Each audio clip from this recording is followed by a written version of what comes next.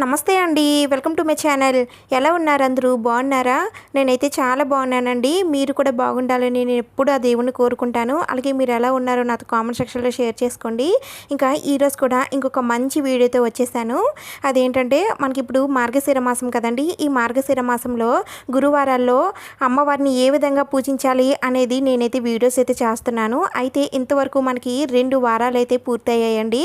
మార్గశిర మాసంలో 2 లక్ష్మీ వారాలు అయితే పూర్తయ్యాయి. ఇంకా తర్వాత 3వ లక్ష్మీ వారం అయితే రాబోతుందండి.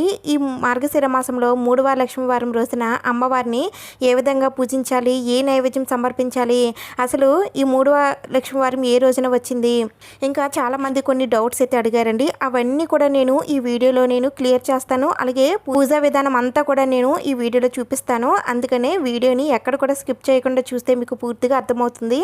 ఇంకా ఈ 3వ లక్ష్మీ వారానికి ఇంకొక ప్రత్యేకత కూడా ఉందండి. ఈ రోజున అమ్మవారిని పూజిస్తే చాలా చాలా మంచిది. అది కూడా చెప్తానండి. అందుకనే మీరు వీడియోని మొత్తం చూడటానికి ట్రై చేయండి. ఈ మార్గశిర మాసం అంటే లక్ష్మీదేవి అమ్మవారికి చాలా ఇష్టమండి. అందుకనే ఈ మాసంలో అమ్మవారిని పూజించిన వారికి ఎలాంటి సమస్యలున్నా, ఆర్థిక బాధలున్నా, ఆర్థిక సమస్యలున్నా, రుణ బాధలున్నా, అప్పులున్నా, ఎలాంటి సమస్య అయినా సరే అమ్మవారిని పూజించడం వల్ల అవన్నీ కూడా తీరిపోయి ఆ అమ్మవారి కరుణా కటాక్షం అలాగే అమ్మవారి ఆశీర్వాదం అయితే కలిగి సాక్షాత్తు ఆ అమ్మవారి మన ఇంటికి వస్తుందని మనకి పురాణాలు తెలుపుతున్నాయండి. అందుకనే ఈ మాసంలో తప్పకుండా లక్ష్మీదేవి అమ్మవారిని పూజించాలి.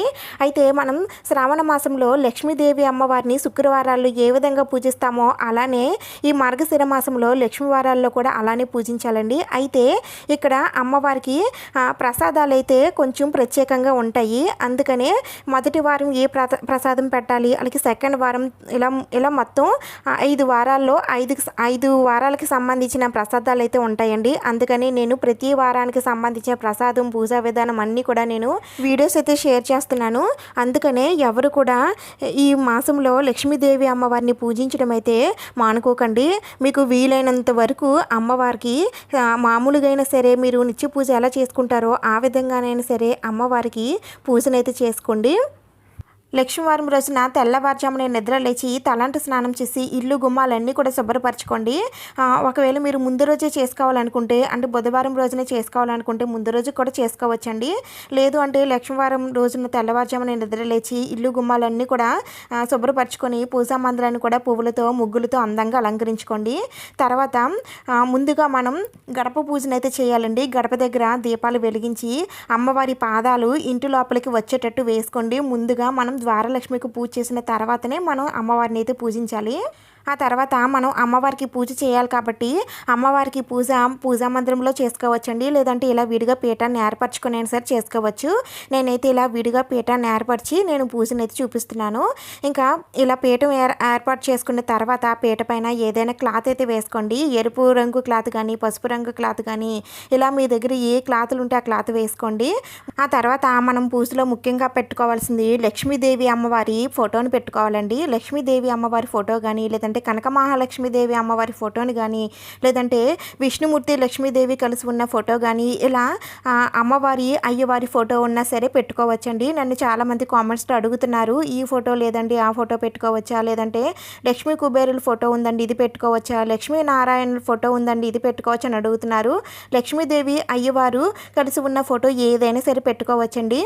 ఇంకా ఈ రోజున అమ్మవారిని చిట్టు గాజుల మాలలతో అలంకరించానండి. అయితే ఈ మాలలు చాలా ఈజీగా ఎలా తయారు చేసుకోవాలి అనేది నేను ఇంతకుముందు వీడియో చేశానండి. ఆ వీడియో లింక్ కూడా నేను డిస్క్రిప్షన్లో ఇస్తాను. ఎవరైనా చూడని వారు ఉంటే తప్పకుండా చూడండి. ఇంకా అమ్మవారిని ఈ రోజున అంటే ఈ పౌర్ణమి రోజున అమ్మవారిని తెల్లని పువ్వులతో అలంకరిస్తే చాలా మంచిదండి. ఒకవేళ మీరు తెల్లని పువ్వులతో అలంకరించడానికి ట్రై చేయండి. లేవు అంటే మీకు ఏవి పువ్వులు దొరికితే ఆ పువ్వులతో అలంకరించవచ్చు. ఇంక తర్వాత నేను ఇక్కడ పూజలో అమ్మవారి దగ్గర ఈ ఎలక్ట్రికల్ లైట్స్ అయితే పెట్టుకున్నానండి. ఇవి వచ్చేసి నేను ఒక స్టెప్పేనండి, ఒక స్టెప్ దియాస్ అంటారు వీటిని. అయితే ఇవి నేను 2 స్టెప్స్ అయితే అడిగానండి. నాకైతే ఈ 1 స్టెప్పే దొరికింది. ఇవి నేను లోకల్ షాప్లోనే తీసుకున్నానండి. నాకైతే చాలా బాగా నచ్చాయి. అందుకనే ఈ అమ్మవారి పూజలో నేనైతే పెట్టుకుంటున్నాను. ఇవి చూడటానికి కూడా చాలా చిన్నగా ఉంటాయి కదండి. మన పూజా మందిరంలో పెట్టుకున్నా సరే చాలా బాగుంటాయి. అందుకని నేను తీసుకున్నాను. ఇంకా తర్వాత వచ్చేసి నేను ఇక్కడ చూపిస్తున్నాను చూడండి పూల సజ్జ. ఈ పూల సజ్జ గురించి నేను ఇంతకుముందు వీడియోలో కూడా నేను చెప్పాను కదండి. ఒకవేళ ఎవరైనా చూడని వారు ఉంటే, కొత్తగా చూసేవాళ్ళు ఉంటే ఉపయోగపడుతుంది కదని చెప్తున్నాను. ఈ పూల సజ్జ మనం పాత రోజుల్లో దీంట్లోనే పూజకు కావాల్సినవి అన్నీ కూడా పెట్టి గుడికి వెళ్ళి పూజ అయితే చేసుకునేవారండి. ఇప్పుడున్న కాలంలో అయితే ఇవన్నీ కూడా కనుమరుగైపోతున్నాయి. కానీ మళ్ళీ ఓల్డ్ ఈజ్ గోల్డ్ అంటారు కదండి, మళ్ళీ అవే వస్తున్నాయి. దగ్గరగా గుడి ఉంది అని అనుకునేవారు దీంట్లో అన్ని సామాన్లు పెట్టుకొని మనం గుడికి వెళ్ళి పూజనైతే చక్కగా చేసుకోవచ్చండి. మనం ఏ బ్యాగ్లో పెట్టినా సరే అన్నీ కలిసిపోయి అన్నీ ఒక దగ్గరికి అయిపోతాయి. అయితే దీంట్లో అయితే అలా అవ్వవు. అందుకని నేను ఇది తీసుకున్నానండి. పాత రోజుల్లో ఎక్కువగా ఇత్తడి సామాన్లు వాడేవారు కదండి. ఆ సామాన్లో తప్పకుండా ఈ పూల సజ్జ అయితే ఉంటుందండి. అయితే నా దగ్గర అయితే లేదు, అందుకని నేను దీన్ని తీసుకున్నాను. పైగా దీని కాస్ట్ కూడా చాలా తక్కువ అండి. అందుకనే నాకు కొంచెం నచ్చి తీసుకున్నాను. ఇది నేను ఇలా గుడికి తీసుకొని వెళ్తానండి. అలాగే నేను ఈ విధంగా పూజలో కూడా పెట్టుకుంటాను. నేను దీన్ని మీషోలో తీసుకున్నానండి. నాకు చాలా తక్కువ కాస్ట్ పడిందని చెప్పాను కదా. దీని కాస్ట్ వచ్చేసి నాకు 350 రూపీస్ అండి. చాలా తక్కువే కదా, అందుకని తీసుకున్నాను. అయితే ఇవి తీసుకోగానే ఏంటో నేనేం తీసుకున్నా సరే అన్నీ అవుట్ ఆఫ్ స్టాక్ అయిపోతున్నాయండి. మీకు చెప్పేసరికి అన్నీ అవుట్ ఆఫ్ స్టాక్ అయిపోతున్నాయి. నేను చెప్పింది అది నిజమా కాదని మళ్ళీ మీరు అనుకుంటారేమో. అందుకని నేను ఇక్కడ రేటుతో సహా నేను ఇక్కడ పిక్ యాడ్ చేస్తాను చూడండి. మీకు కావాలనుకుంటే మళ్ళీ స్టాక్ అయితే పెడతారు. మీరు చూసుకుంటూ ఉంటే స్టాక్ పెట్టినప్పుడు మీరు తీసుకోవచ్చు. ఇంక తర్వాత ఇక్కడ చూస్తున్నారు కదండి, గాజుల మాలనైతే నేను ఈ విధంగా ఇలా అలంకరించుకున్నానండి. ఈ గాజుల మాలను కూడా నేను ఇంతకుముందు వీడియోలో నేను షేర్ చేశాను. ఈ మాలను ఎలా కట్టుకోవాలి అంటే చిట్టి గాజులతో ఎలా కట్టాలి, పెద్ద గాజులతో ఎలా కట్టాలి అనేవన్నీ కూడా మన ఛానల్లో వీడియోస్ ఉన్నాయండి. వీడియోస్ చూడండి, మీకు నచ్చుతుంది. అయితే నేను అమ్మవారి కోసమని అల్లిన మాలని అమ్మవారి కోసమే వదిలేస్తానండి. ఒకవేళ మీరు అమ్మవారికి వేసిన తర్వాత ఆ గాజులు మనం వేసుకోవచ్చండి. అయితే నేను ఇక్కడ అమ్మవారికి వేసిన మాలని అమ్మవారికి వదిలేసి మళ్ళీ పూజలు ఎప్పుడెప్పుడు మనం పూజలు చేస్తామో ఆ పూజలప్పుడు మళ్ళీ నేను ఈ మాలనే అమ్మవారికి వేస్తాను. అలా కూడా వేయచ్చండి. మీరు కావాలనుకుంటే అమ్మవారి కోసమే వదిలేయచ్చు, లేదంటే అమ్మవారికి వేసిన తర్వాత ఆ గాజులని మీరే వేసుకోవచ్చు. ఇలా ఎలా అయినా సరే చేయొచ్చండి. ఇంక తర్వాత అమ్మవారి దగ్గర నేను పసుపు కుంకుమలను అయితే పెట్టుకుంటున్నానండి. ఈ పసుపు కుంకుమలను అయితే అమ్మవారి దగ్గర తప్పకుండా పెట్టుకోవాలండి. చాలా మంచిది. అమ్మవారి దగ్గర పసుపు కుంకుమలను పెడితే మనకి అమ్మవారు సౌభాగ్యాన్ని ప్రసాదిస్తుందని అంటారు. అందుకని తప్పకుండా అమ్మవారికి చిటికెడు పసుపు కుంకుమలను అయితే సమర్పించండి. అయితే ఇలా విడిగా పీఠాన్ని ఏర్పరిచేటప్పుడు మళ్ళా కొత్తగా పసుపు కుంకుమలు వేసి అమ్మవారి దగ్గర పెట్టాలా అని అడుగుతున్నారండి. లేదండి, మీరు పూజా మందిరంలో కూడా ఈ విధంగా పసుపు కుంకుమలు నిత్యం ఉండేటట్టు పెట్టుకోండి. ఆ పసుపు కుంకుమల్ని తీసుకుని వచ్చి అమ్మవారికి మీరు పూజను ఎక్కడైతే చేస్తున్నారో ఆ ప్లేస్లో పెట్టొచ్చండి. మళ్ళీ పూజ అయిన తర్వాత ఈ పసుపు కుంకుమల్ని తీసుకుని వెళ్ళి మళ్ళీ పూజా మందిరంలో పెట్టేసుకోవచ్చు. ఆ తర్వాత ఈ పసుపు కుంకుమలు కూడా ఏం చేయాలి, ఎప్పుడు మార్చాలి అనేవన్నీ కూడా నేను నెక్స్ట్ వీడియోలో షేర్ చేస్తాను. ఇంకా మీకు ఏమైనా డౌట్స్ ఉంటే నేను కామెంట్స్లో అడగొచ్చండి. ఈ డౌట్ అందరికీ ఉపయోగపడుతుందని అనిపిస్తే తప్పకుండా దీనిపైన నేను వీడియోస్ చేయడానికి ట్రై చేస్తాను. ఆ తర్వాత చూడండి, నేను ఇక్కడ 3 రకాల గాజులను అయితే తీసుకున్నానండి. పసుపు, అలాగే పచ్చ కలరు, అలాగే ఎరుపు కలరు గాజులను అయితే నేను తీసుకున్నాను. ఈ గాజుల్ని ఇక్కడ నేను పసుపు కుంకుమల్లో ఈ విధంగా పెట్టుకుంటున్నానండి. అంటే అమ్మవారికి గాజుల్ని సమర్పించినట్టుగా ఉంటుంది. అలాగే ఈ విధంగా పెట్టుకుంటే అందంగా అలంకరించినట్లు కూడా అవుతుంది కదండి. అందుకని నేను ఈ విధంగా పెట్టుకున్నాను. ముఖ్యంగా ఈ లక్ష్మీవార పూజలో అమ్మవారి పాదాలను అయితే పెట్టుకొని పూజనైతే చేయాలండి. అమ్మవారి పాదాలను పెట్టుకొని పూజ చేస్తే ఆ అమ్మవారి ఆశీర్వాదం మనకి తప్పకుండా కలుగుతుంది. పైగా ఈ మార్గశిర మాసంలో అమ్మవారి పాదాలకి పూజ చేయాలని మనకి పురాణాలు కూడా తెలుపుతున్నాయండి. అందుకనే ఇలాంటి పాదాలు ఉంటే అమ్మవారి పూజలో తప్పకుండా పెట్టుకోండి. లేవండి మా దగ్గర అమ్మవారి పాదాలు మా దగ్గర లేవు, మరి మేము ఎలా పూజ చేయాలని అనుకుంటే అది కూడా చెప్తానండి. దానికన్నా ముందుగా మనం పూజలో తప్పకుండా పెట్టాల్సింది వినాయకుడిని కాబట్టి నేను ఇక్కడ వినాయకుని విగ్రహం తీసుకొని ఈ విధంగా పెట్టుకుంటున్నానండి. మీ దగ్గర వినాయకుని విగ్రహం ఉన్నా పెట్టుకోవచ్చండి. లేదు అంటే పసుపు గణపతినైనా సరే చేసి పెట్టుకోవచ్చు. ఇలా విడిగా పీఠాన్ని ఏర్పరచుకున్నట్లయితే ఈ విధంగా పెట్టుకోవాలండి. లేదు మీరు పూజా మందిరంలోనే చేసుకున్నట్లయితే ఎలాగో పూజా మందిరంలో వినాయకుడి ఫోటో కానీ విగ్రహం కానీ ఉంటుంది కాబట్టి ముందుగా మీరు వినాయకుడికి పూజ చేసిన తర్వాత లక్ష్మీదేవి అమ్మవారికి పూజనైతే చేసుకోవచ్చు. ఇంక తర్వాత అమ్మవారికి ఎంతో ఇష్టమైన కమల దీపాల్లో నేను ఈ రోజున దీపారాధన అయితే చేస్తానండి. అయితే నా దగ్గర ఈ కమల దీపం ఉంది కాబట్టి నేను పెట్టుకుంటున్నాను. అయితే అందరి దగ్గర ఉండొచ్చు, ఉండకపోవచ్చు కదండి. అందుకని మీ దగ్గర ఏ కుందులు ఉంటే ఆ కుందుల్లో దీపారాధన చేయవచ్చండి. ఈ మార్గశిర మాసంలో 5 లక్ష్మీ వారాలు కూడా నేను అమ్మవారిని ఒక్కొక్క మంగళకరమైన వస్తువులతో నేను అమ్మవారిని పూజిస్తున్నానండి. అయితే మొదటి 2 వారాలకి సంబంధించిన పూజా విధానం, అలాగే నేను అమ్మవారిని ఏ విధంగా పూజించాను అనేది నేను వీడియోస్ అయితే నేను డిస్క్రిప్షన్లో లింక్స్ ఇస్తాను.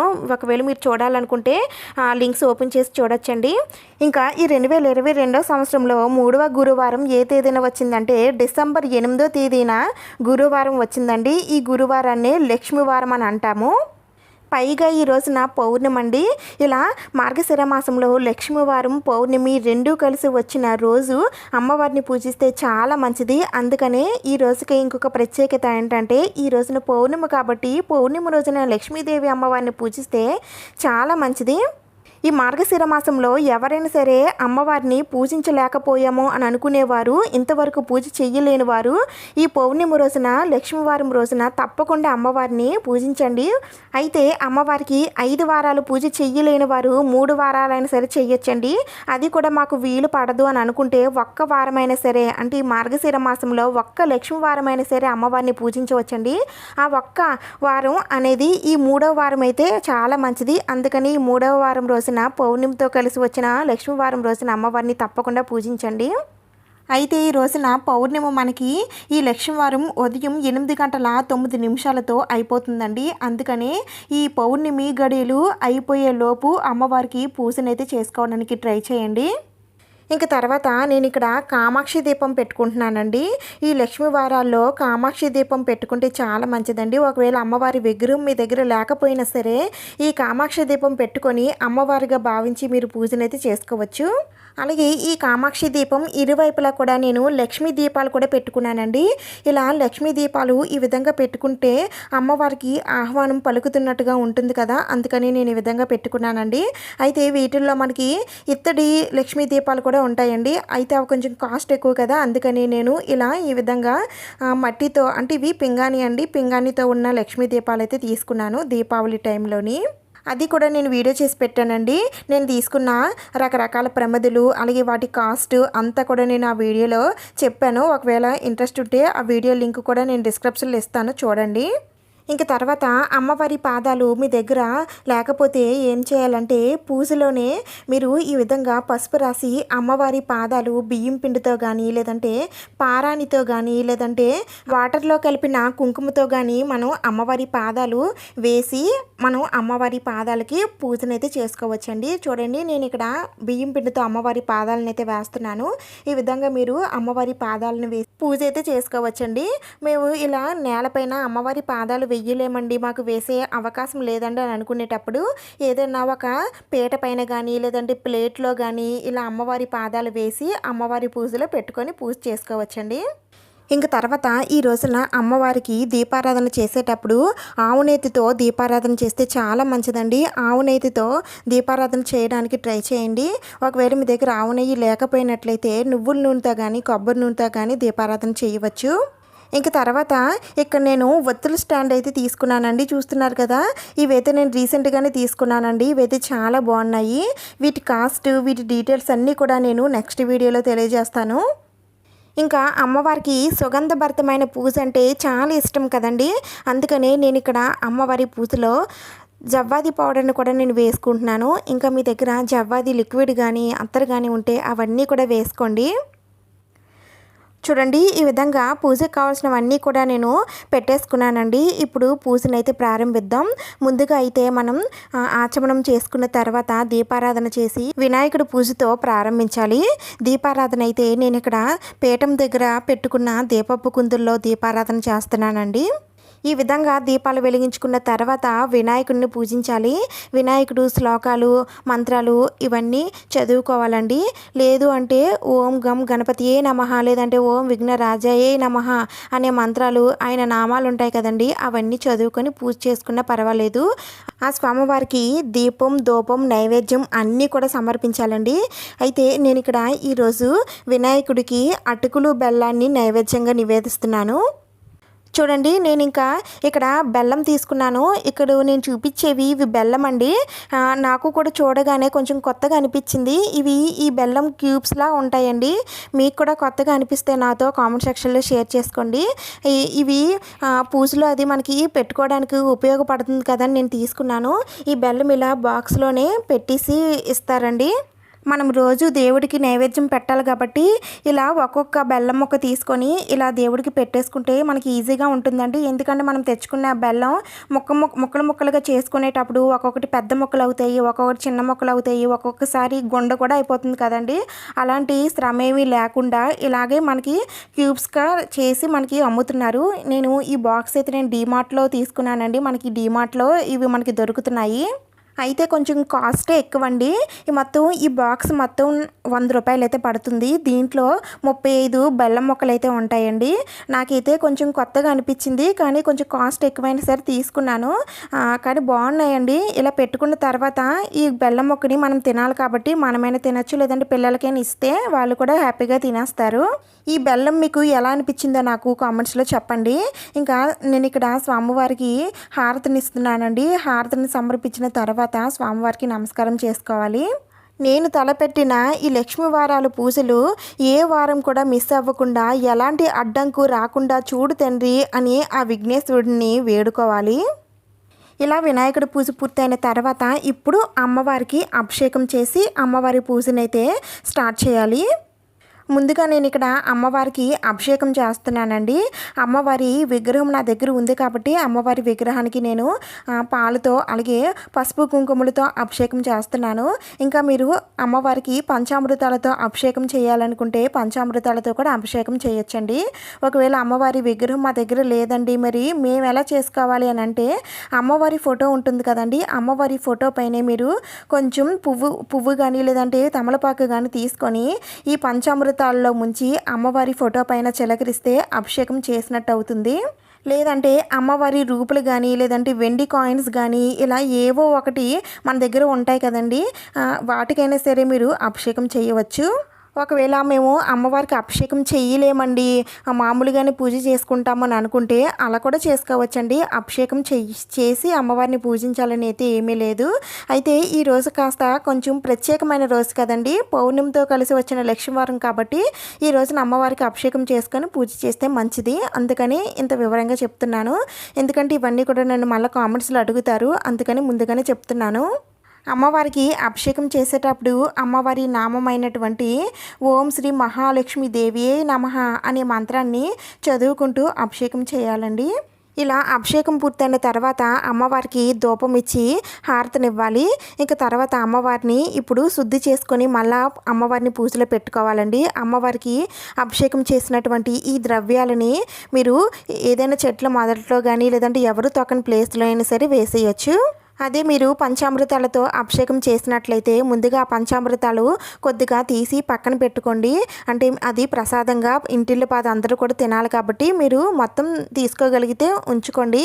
లేదు మేము తినమండి అని అనుకుంటే ఎవరు తొక్కని ప్లేస్లో అయినా సరే వేసేయచ్చు. ఇంకా తర్వాత నేను ఇక్కడ అమ్మవారిని పెట్టుకునే ముందు నేను ఇలా పువ్వులు రేఖలతో ఇలా అందంగా అలంకరిస్తున్నానండి. ఇంకా ఇక్కడ నేను గాజులు తీసుకున్నానండి. ఈ గాజులపైనే నేను ఇప్పుడు అమ్మవారిని అయితే పెట్టుకుంటాను. నేను ఇక్కడ తీసుకున్న గాజులన్నీ కూడా కొత్తవేనండి. అయితే కొన్ని అమ్మవారికి ఇంత ముందు వేసిన గాజులు కూడా ఉన్నాయి, అలా కూడా మనం పెట్టుకోవచ్చు. అంటే మనం వాడలేనివి అమ్మవారికి పెట్టినవి మనం మళ్ళీ పూజలో పెట్టుకోవచ్చు. ఇంకా నేను ఇక్కడ అమ్మవారిని పెట్టుకుంటున్నానండి. ఈ రోజున అమ్మవారికి యాలకుల మాలని సమర్పిస్తున్నాను. ఈ రోజున కానీ లేదంటే శుక్రవారం పూట కానీ అమ్మవారికి యాలకుల మాల వేస్తే అమ్మవారి అనుగ్రహం కొంచెం త్వరగా కలుగుతుందని అంటారండి. అందుకనే యాలకుల మాలని అమ్మవారికి సమర్పించాలి. అయితే మన దగ్గర ఉన్న విగ్రహాన్ని సైజుని బట్టి ఈ యాలకుల మాల అనేది కట్టుకోవాలి. నేను ఇక్కడ 11 యాలకులు తీసుకొని మాలగా చేసి అమ్మవారికి వేస్తున్నాను. 9 గానీ, 11 గానీ, 21 గానీ, లేదంటే 27 గానీ, 51 గానీ, 54 గానీ, ఇలా 108 గానీ, ఇలా మీరు మీ స్తోమతను బట్టి యాలకులు తీసుకొని మాలగా చేసి అమ్మవారి విగ్రహానికి గానీ, లేదంటే అమ్మవారి ఫోటోకి గానీ వేయొచ్చండి. అమ్మవారికి ఈ యాలకుల మాల సమర్పించడం వలన మనకున్న ఆర్థిక సమస్యలు, ఇంకా డబ్బు సమస్యలు అన్నీ కూడా తొలగిపోతాయి అని అంటారండి. అందుకని తప్పకుండా అమ్మవారికి యాలకుల మాలను సమర్పించండి. ఇంకా ఇక్కడ నేను ఇలా అమ్మవారిని పెట్టుకొని పువ్వులతో అందంగా అలంకరించానండి. ఇప్పుడు ఇంకా మనం కామాక్షి దీపం పెట్టుకున్నాం కదండి. ఇప్పుడు కామాక్షి దీపం వెలిగించుకోవాలి. అలాగే మిగతా దీపాలను కూడా వెలిగించుకోవాలి. ఇలా దీపాలు వెలిగించుకున్న తర్వాత కొద్దిగా అక్షింతలు తీసుకొని దీపం దగ్గర వేసి దీపలక్ష్మికి నమస్కారం చేసుకోవాలి. ముందుగా అమ్మవారికి ఆహ్వానం పలికి అమ్మవారి పాదాల దగ్గర కొద్దిగా పసుపు, కుంకుమ, అక్షంతులు, పువ్వులు వేసి అమ్మవారికి స్వాగతం పలికి అమ్మవారి పాదాలకి నమస్కారం చేసుకోవాలి. ఇంక తర్వాత మనం పూజలో పెట్టుకున్న అమ్మవారి పాదాలు ఉన్నాయి కదండి. ఇప్పుడు అమ్మవారి పాదాల దగ్గర కూడా ఇలానే కొద్దిగా పసుపు, కుంకుమ, అక్షంతలు, పువ్వులు అవి వేసి ఇక్కడ కూడా అమ్మవారి పాదాలకి నమస్కారం చేసుకున్న తర్వాత అమ్మవారి పూజనైతే ప్రారంభించాలి. ఈ వారం నేను అమ్మవారిని గాజులతో పూజిస్తున్నానండి. ఈ పాటికే మీకు అర్థమై ఉంటుంది. చిట్టి గాజులు తీసుకున్నానండి నేను ఇక్కడ. ఈ చిట్టి గాజులతో అమ్మవారి అష్టోత్తరాలు, సహస్రనామాలు, ఇంకా కనకదార స్తోత్రాలు, ఇంకా అమ్మవారి మంత్రాలు ఇవన్నీ కూడా చదువుకోవాలి. ఇంకా స్వామివారి నామాలు, అష్టోత్తరాలు, సహస్రనామాలు ఇవన్నీ కూడా చదువుకుంటే అమ్మవారు చాలా సంతోషిస్తారండి. ఇవన్నీ మీరు చదువుకోగలుగుతారు అని అంటే చదువుకోండి.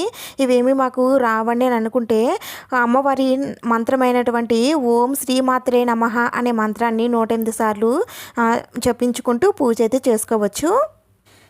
ఇంకా మన సబ్స్క్రైబర్స్ అలాగే మన వ్యూవర్స్ అడిగిన క్వశ్చన్స్ ఏంటనేది ఇప్పుడు నేను చెప్తాను. పూజ అన్ని వారాలు ఒకే విధంగా చేసుకోవాలా, లేదంటే ఒక్కొక్క వారం ఒక్కో విధంగా చేసుకోవాలని అడుగుతున్నారండి. అన్ని వారాలు ఒకే రకంగా చేసుకోవాలనుకుంటే చేసుకోవచ్చండి. నేనైతే ఈ 5 వారాలు కూడా 5 మంగళకరమైన వస్తువులతో పూజించాలని నేను అనుకున్నాను కాబట్టి ఈ విధంగా చేస్తున్నాను. మీరు అన్ని వారాలు ఒకే రకంగా చేసుకోవచ్చు, లేదంటే ఇలా కూడా చేసుకోవచ్చు. ఇంక తర్వాత పూజ ఒక్క వారమే చెయ్యాలనుకున్నప్పుడు అమ్మవారికి ఏ నైవేద్యం పెట్టాలండి అని అడుగుతున్నారండి. అమ్మవారికి ఒక్క వారమే మీరు పూజ చెయ్యాలని అనుకునేటప్పుడు అమ్మవారికి పూర్ణం బూరెలు పెట్టండి, చాలా మంచిది. ఈ పూర్ణం బూరెలతో పాటుగా అమ్మవారికి పాలతో చేసినటువంటి ప్రసాదాలు కూడా ఇష్టం కాబట్టి ఆ ప్రసాదాలు కూడా పెట్టడానికి ట్రై చేయండి. ఇంక తర్వాత అమ్మవారి పూజ అయ్యేంత వరకు తల దువ్వుకోకూడదు, ఏమీ తినకూడదు అని చెప్పారు కదా. పూజ అయిన తర్వాత తల దువ్వుకోవచ్చండి, ఏమైనా తినచ్చా అని అడుగుతున్నారండి. ఈ రోజు అంతా కూడా ఉపవాసం ఉంటే మంచిదండి. ఉపవాసం ఉండలేమని అనుకునేవారైతే తినచ్చు. అలాగే పూజ అయిన తర్వాత తల కూడా దువ్వుకోవచ్చండి. ఎందుకంటే అందరూ ఇంట్లోనే ఉండరు కదండి. పూజ అయిన తర్వాత ఎవరి పని వాళ్ళు చేసుకోవాలి కదా, డ్యూటీకి అది వెళ్ళే వాళ్ళు ఉంటారు కదండి. అందుకనే పూజ అయిన తర్వాత మీ పనులు యథావిధంగా చేసుకోవచ్చు.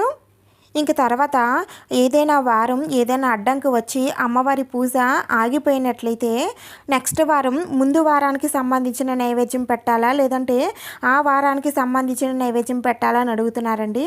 మనకి ఈ సంవత్సరం 6 గురువారాలు వచ్చాయి కాబట్టి మనం దాంట్లో ఒక వారం స్కిప్ చేసేసినా సరే మిగతా 5 గురువారాలు ఉంటాయి కాబట్టి 5 గురువారాల్లో కూడా 5 నైవేద్యాలు పెట్టచ్చండి. ఒక్కొక్కసారి మనకి 5 గురువారాలు వస్తాయి కాబట్టి ఒక వారం మిస్ అయినా సరే 4 వారాలే ఉంటాయి కాబట్టి ఆ వారానికి ఏ నైవేద్యం అయితే పెట్టాలో ఆ నైవేద్యమే పెట్టాలి. మీకు అర్థమైందని అనుకుంటున్నాను.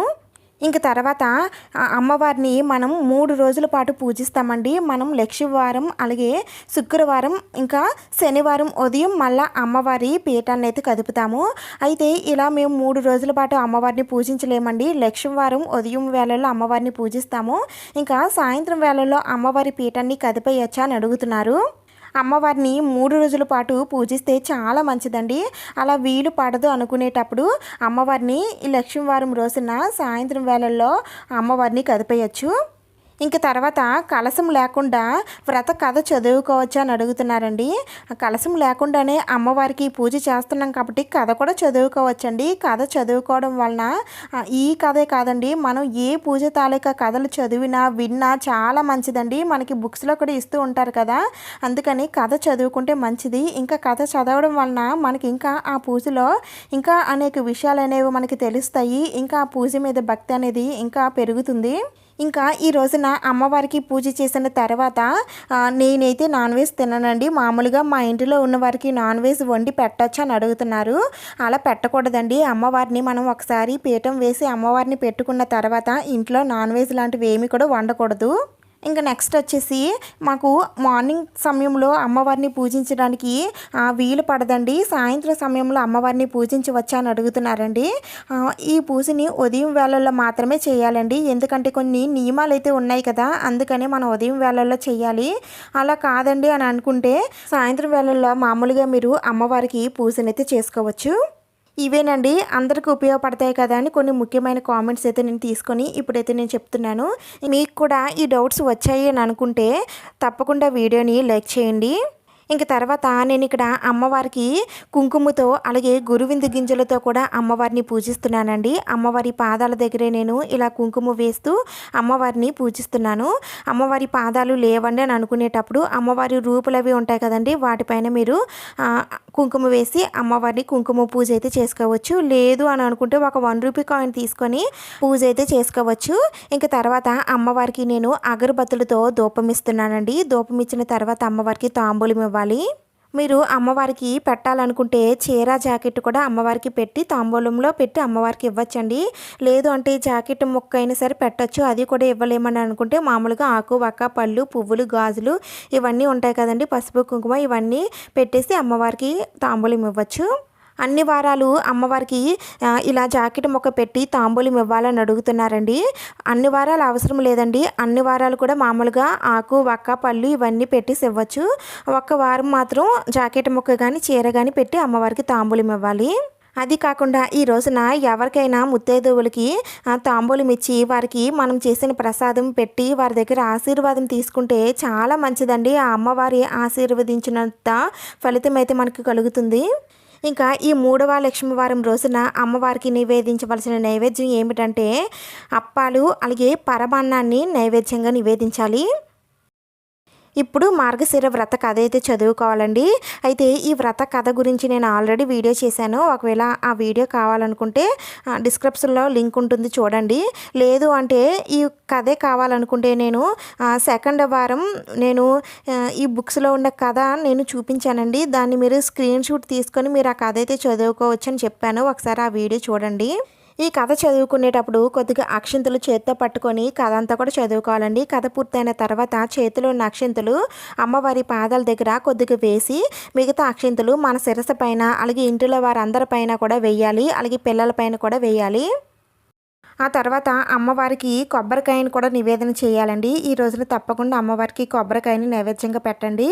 ఇంక తర్వాత అమ్మవారికి కర్పూర నీరాజనం సమర్పించాలి. అయితే ఈ రోజున అమ్మవారికి పచ్చకర్పూరంతో హారతనివ్వండి, చాలా మంచిది. పచ్చకర్పూరంతో కానీ లేదంటే పంచహారతని కానీ ఇలా అమ్మవారికి నీరాజనం సమర్పించాలి.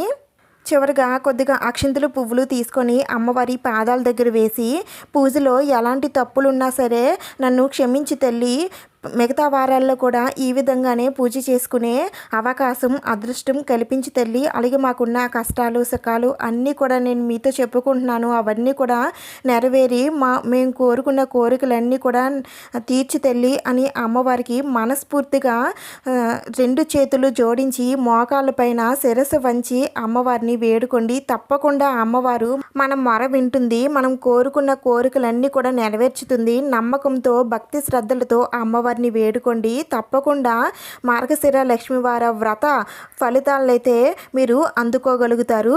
ఇదండి ఇవాల్టి వీడియో కొంచెం లెంత్ ఎక్కువైనా సరే చాలా విషయాలు షేర్ చేశానని అనుకుంటున్నాను. ఇంకా మీకు ఏమైనా డౌట్స్ ఉంటే నన్ను కామెంట్స్లో అడగొచ్చండి. నేను తప్పకుండా రిప్లై ఇస్తాను. లేదా నెక్స్ట్ వీడియోలో వాటి గురించి నేను చెప్తాను. ఈ వీడియో మీకు నచ్చింది, యూజ్ అయ్యింది అని అనిపిస్తే ప్లీజ్ తప్పకుండా లైక్ చేయండి, షేర్ చేయండి, సబ్స్క్రైబ్ చేసుకోండి. ఇంకొక మంచి వీడియోతో మళ్ళీ కలుద్దాం. Thank you for watching.